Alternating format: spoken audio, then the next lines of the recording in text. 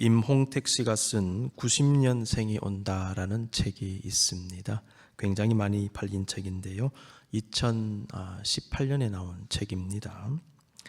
1990년대에 태어나서 사회에 진출한 젊은 층의 언어, 가치관, 사고방식, 소비 성향 등을 집중 분석한 책입니다. 이 세대들이 기성세대가 되어지고 주 소비층이 되어지고 기업을 하시는 분들은 그 기업의 직원들로 이제 들어오게 되면서 이분들의 성향과 사고방식을 이해하지 못했을 경우에는 기업 경영이라든지 여러 가지 상품 판매 이런 부분들 다양한 분야에 있어서 어려움을 겪을 가능성이 있습니다. 이분들 성향을 잘 아시고 마케팅 전략을 세우셔야지 옛날 생각을 가지고 이분들에 접근하면요 잘못될 수 있어요. 자, 그런 의미에서 좀 중요한 책인 것 같아요. 세대 간의 갈등이 깊게 나타나고 있는 오늘날 그 세대 간의 이해와 그 이해의 바탕을 둔 관계 형성을 통해서 갈등을 완화하고 보다 나은 사회를 만들어 가는데 도움이 되는 책이다. 저는 개인적으로 그렇게 평가를 합니다. 여러분, 요즘 젊은 세대를 구분하는 용어들이 많이 등장했는데요. 한번 간략하게 살펴볼까요? X세대라는 말 들어보셨죠? 90년대 대학을 다닌 70년대생을 지칭합니다. 제가 X세대입니다. M세대, 이 밀레니얼에서 나왔는데 M세대, 1981년부터 1996년까지 출생한 사람들로서 우리나라 베이비붐 초기 세대의 자녀들이에요. Z세대는요, 1990년대 중반과 2010년대 초 사이의 출생자로 분석을 하고요. Z세대의 대부분은 X세대의 자녀들입니다. 저희의 자녀 세대들이 Z세대예요. 이게 X, Z, Y, Z 이렇게 나가는데 Y가 밀레니얼 세대하고 동일하다고 보시면 되고 그 X세대 자녀들이 Z세대입니다. MZ세대라고 들어보셨죠? 언론에 많이 나오죠? 이게 뭐냐 하면 밀레니얼 세대, M세대와 Z세대를 통칭해서 얘기하는 것입니다. 이 책에서 말하는 90년대생은요, MZ세대로 분류가 되겠죠? 저자는 이 책에서 90년대 태어난 MZ세대들이 자신들보다 나이가 많은 세대들과 겪는 갈등의 이유 중에 하나를 꼰대의 존재로 봅니다. 그러면서 꼰대의 개념을 설명합니다. 여러분, 꼰대 많이 들어보셨는데 오늘 개념을 한번 이해해 보십시다. 꼰대라는 말은 은어입니다. 은어라는 말은요, 특정 집단에서만 쓰는 말을 은어라고 하지요. 자기들끼리 쓰는 용어인데 원래 노인을 지칭하는 은어 혹은 학생들이 선생님을 지칭하는 말이었대요. 꼰대 온다 이렇게 얘기했다는 거예요. 선생님 보고. 근데 저희는 사실은 그런 용어는 잘 쓰지 않았는데, 근데 요즘에는 어떻게 쓰이냐 하면요, 특정 성별과 세대를 넘어 자기가 남보다 서열이나 신분이 높다고 여기고 자기가 옳다는 생각으로 남에게 충고하는 것, 그 다음에 남을 무시하고 멸시하고 등한히 하는 것을 당연히 여기는 사람을 꼰대라고 지칭한답니다.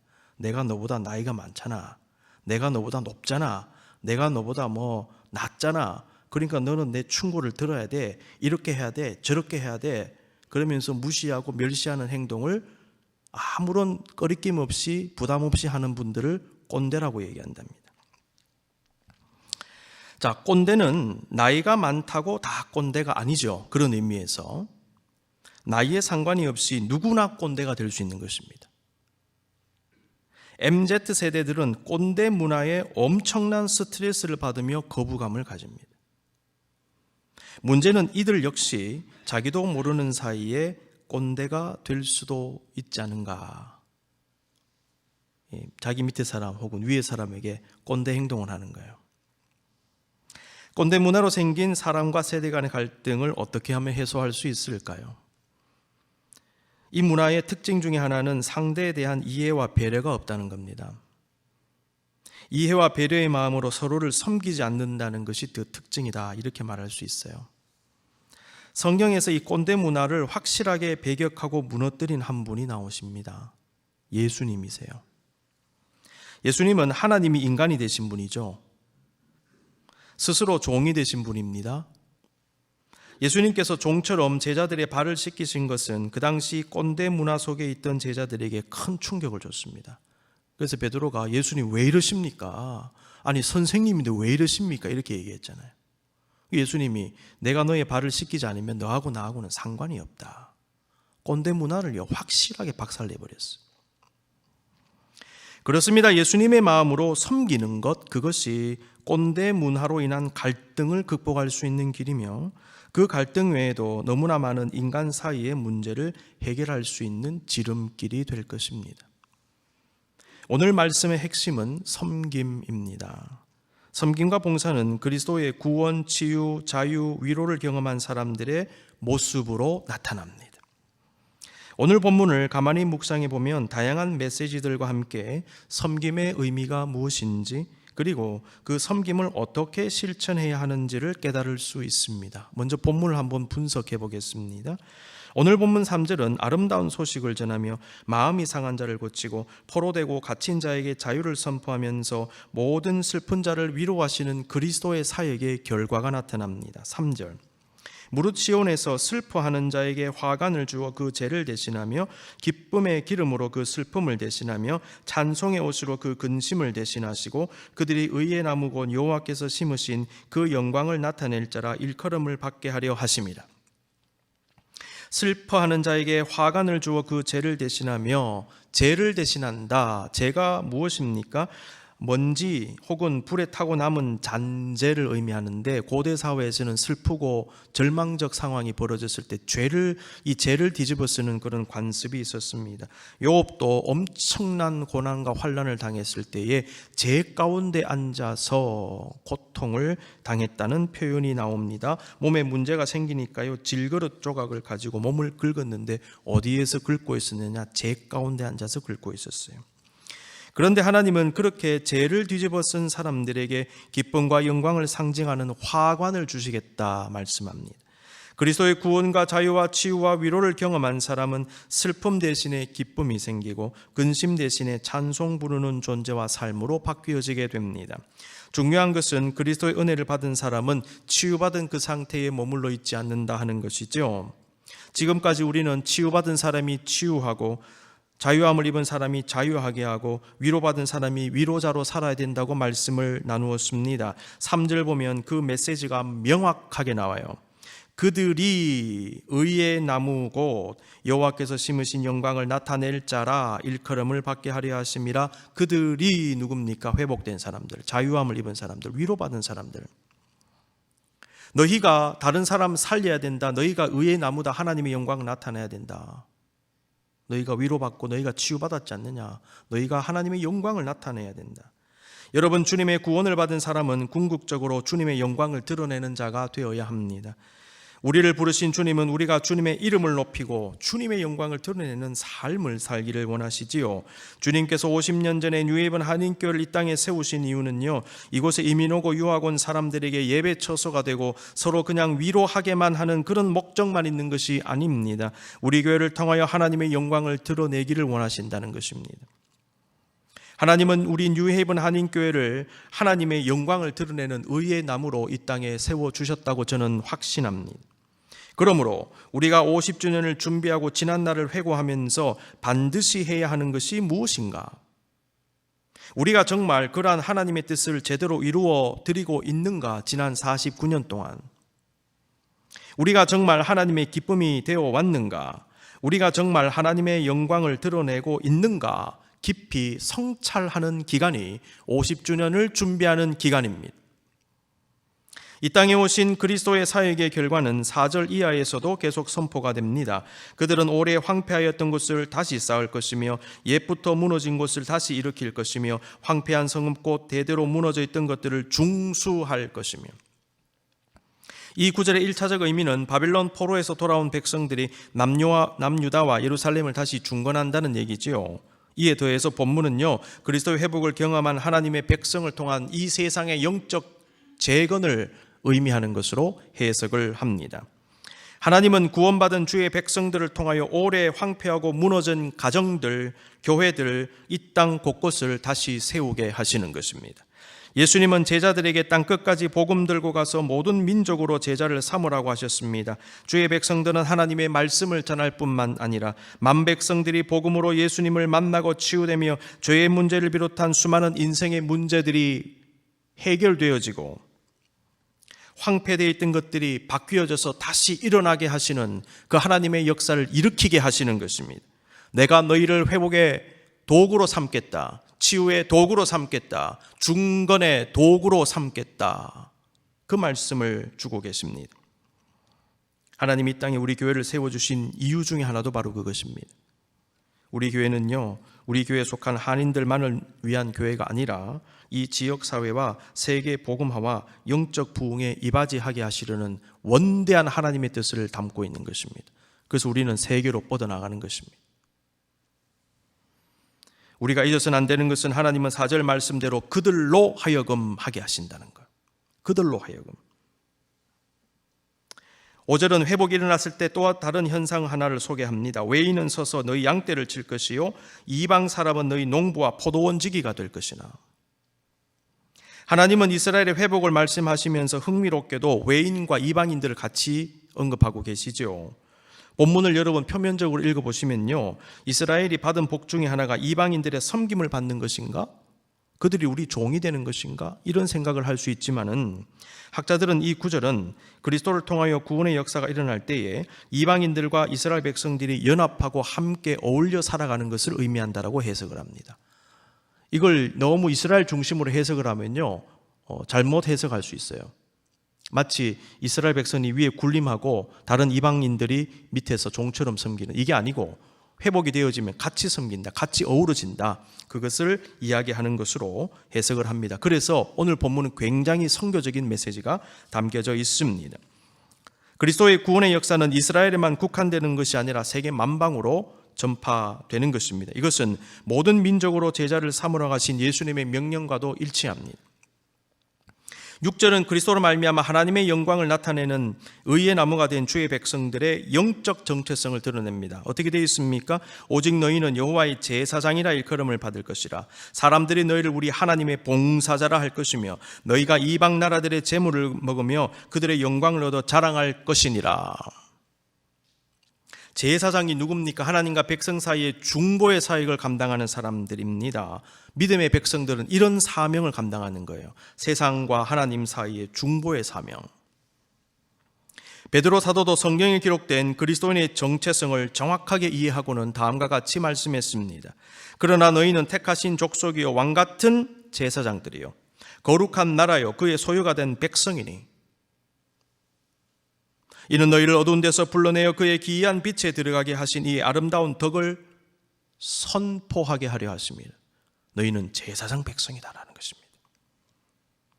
우리는 하나님과 이 세상 사이에서 거룩한 역할을 감당해야 합니다. 이 세상에 주님의 아름다운 덕을 선포할 수 있어야 됩니다. 그리고 조금 더 구체적으로 들어가면 사람과 사람 사이의 중보자의 역할도 해야 된다는 거죠. 개인 사이에도, 공동체 사이에도 나 때문에 화해가 이루어지고 나 때문에 변화가 일어나게 하는 이런 중보의 사역. 그러면서 점점점 넓어져 가지고 세상과 하나님 사이의 중보 사역. 더 넓게, 좁게는 한 인간 개인의 문제에 내가 중보의 사역을 조금 감당하는 것부터 시작해서 우리는 중보자입니다. 하나님의 봉사자 그랬죠.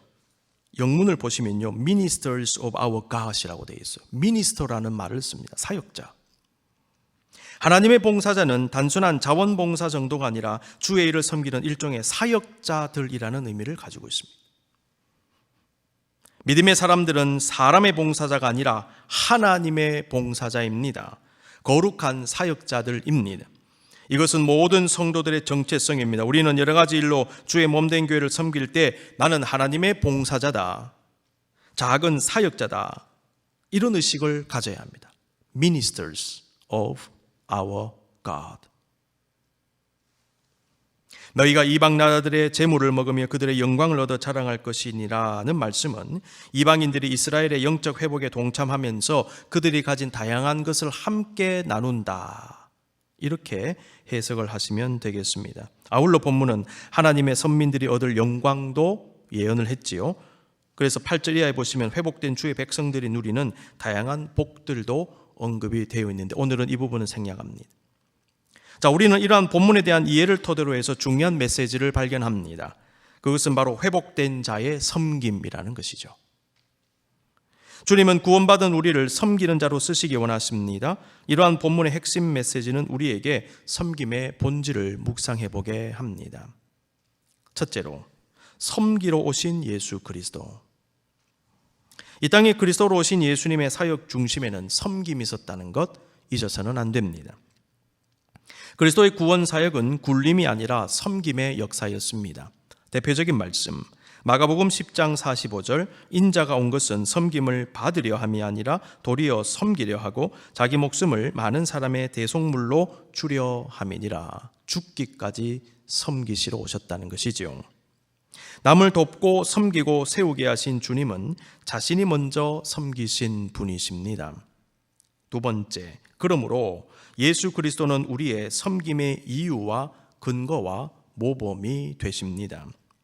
우리가 사랑해야 되는 이유는 사랑받았기 때문입니다. 우리가 남을 도와야 하는 이유도 우리가 주님의 도움받고 사람들의 도움을 받아 여기까지 왔기 때문이지요. 우리는 내가 받은 주님의 은혜와 사랑을 기억하며 섬깁니다. 그 은혜의 기억이 우리로 하여금 섬기게 합니다. 그러므로 예수 그리스도의 섬김이 우리의 섬김의 이유와 근거와 모범이 된다 말씀드릴 수가 있겠습니다. 나의 힘든 시절, 가난한 시절에 대한 기억, 그리고 그때 받은 사랑과 은혜에 대한 기억 역시 나로 하여금 다른 사람을 섬기게 할 것입니다. 하나님은 이스라엘 백성들에게 나그네를 사랑해라 말씀하시면서요, 신명기 10장 19절에서 너희도 애굽 땅에서 나그네 되었음이니라 말씀하셨어요. 너희들도 나그네였지 않느냐. 그러니까 너희와 함께하는 나그네들 좀 잘 해줘라. 너희가 그 고통을 잘 알지 않느냐. 좀 잘 해줘라. 여러분, 하나님께서 우리에게도 말씀하시죠. 너 처음에 이민 왔을 때, 너 처음에 유학 왔을 때 힘들었잖아. 그때 내가 너를 얼마나 많이 도와주고 위로해주고 이 사람 저 사람 붙여서 너 살려주고 너 그거 기억해야 된다. 그래서 네가 좀 잘 되었을 때, 올라갔을 때 이제는 베풀어야 된다. 그 학생들 좀 도와주고 그 이민자들 어려운 분들 좀 신경 써주고 위로해주고 우리 다 같은 처지 아니냐. 그러니까 섬김에 대한 기억이요, 우리로 하여금 섬기게 한다라는 것이죠. 이런 의미에서 성경에서 말씀하는 섬김의 본질을 한번 생각해 봤어요. 아, 이게 흘려보내는 것이구나. 사랑의 물줄기를 내가 받았지 않습니까? 도움의 물줄기를 받았지 않습니까? 이거 막지 말고 열어가지고 다른 사람에게 흘려보내는 거예요. 그렇습니다. 섬김의 본질은요, 흘려보내는 거예요. 사랑은 흘러가게 해야 합니다. 주님은 그 섬김의 물줄기의 근원이 되십니다. 주님은 우리의 섬김의 모범이 되십니다. 우리의 섬김의 마음과 자세는 그리스도를 닮아야 합니다. 빌립보서 2장 5절 말씀, 너희 안에 이 마음을 품으라 곧 그리스도 예수의 마음이니. 봉사와 사역을 할 때, 어떤 판단과 결정을 내릴 때, 어떤 상황에 직면했을 때 그리스도의 마음을 가져야 합니다. 그러면 바르게 생각하고 바르게 판단하고 행할 수 있습니다. 그래서 우리는 늘 질문해야 됩니다. 주님은 이 상황에서 어떻게 하실까?